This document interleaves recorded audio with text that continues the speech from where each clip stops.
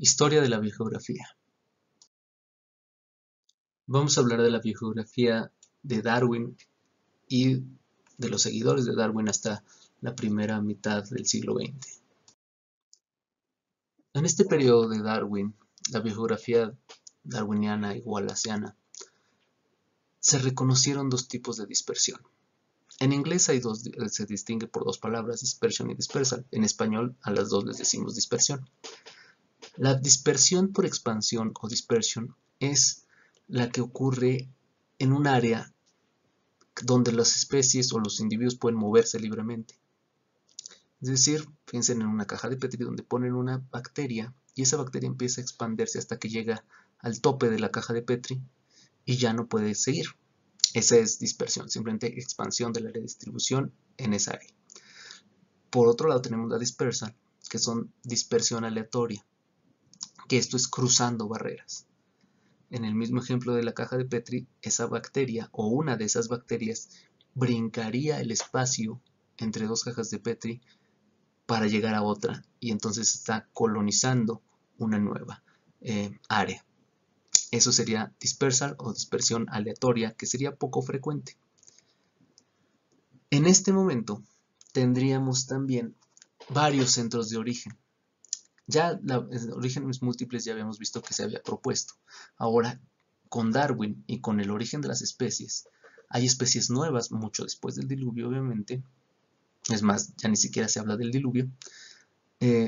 Pero cada especie tiene su centro de origen. Sí se sigue buscando centros de origen y dispersión, pero ya no es un centro de origen único, sino cada especie tiene uno distinto.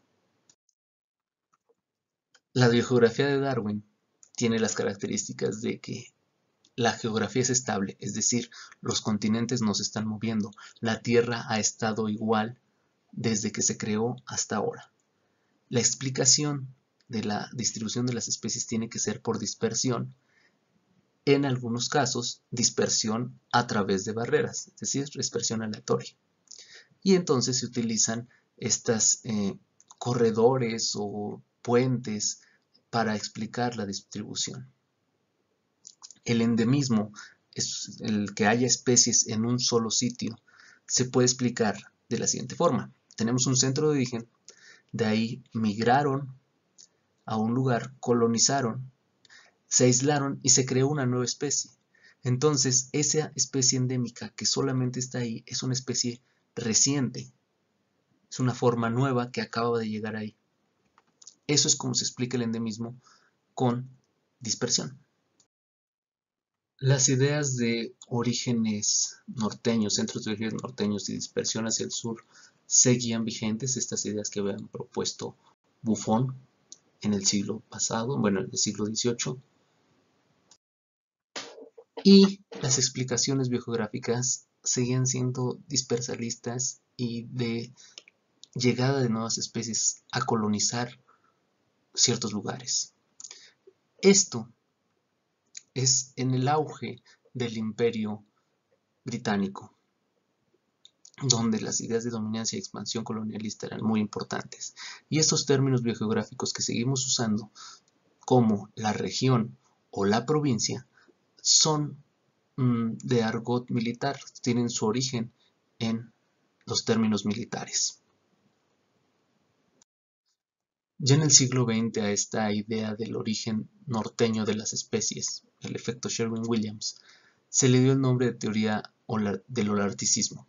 La región holártica, que significa todo el Ártico, es la compuesta por Norteamérica y por Europa, Rusia, el norte de Asia. Entonces toda esa región es la holártica y ahí sería el origen de las especies. Es la misma idea de Buffon del siglo XVIII que llega hasta el siglo XX con las implicaciones sociales que eso tenía. Durante el siglo XX están los seguidores de Darwin que mantienen sus mismas ideas biogeográficas y que lo que buscan es reconocer patrones biogeográficos pero explicarlos de forma por dispersión. Entonces la biogeografía se convierte en buscar centros de origen y explicar cómo llegaron las especies a donde están de forma dispersalista. Tenemos entonces que desde Darwin en 1859 hasta la primera mitad del siglo XX, la biogeografía es dispersalista y consistía en agarrar una especie, buscar su centro de origen y después describir cómo llegaron a donde están actualmente, con diferentes evidencias como fósiles, como la historia evolutiva, las características, pero siempre lo más importante es tener el centro de origen y ya después explicar o inventar una historia de cómo se llegó, un taxón a la vez. Dentro de este periodo de tiempo, también tenemos algunas naturalistas que no estaban de acuerdo con esas ideas dispersalistas y que son los precursores de la vicarianza y la pangeografía posterior de la segunda mitad del siglo XX. Por ejemplo, tenemos a Rosa, que es italiano, y que dice que las especies estaban en todos lados y que se fueron separando por la creación de barreras. Esto es la vicarianza que después desarrollan en el siglo XX. Bueno, llegamos hasta Darwin y vemos que siguen estando las ideas dispersalistas desde el inicio de la biografía hasta la actualidad. Ahora, como ya son diferentes centros de origen, eso es lo que es diferente, hay que buscar el centro de origen de cada especie. Una especie a la vez. Agarras una especie y buscas su centro de origen y luego cómo se dispersó. Esto sobre una geografía estable. No se están moviendo los continentes, aunque ya hay ideas en este mismo tiempo de vicarianza y de que hay movimientos de la Tierra o surgimientos de barreras. Es decir, que la geografía no es estable.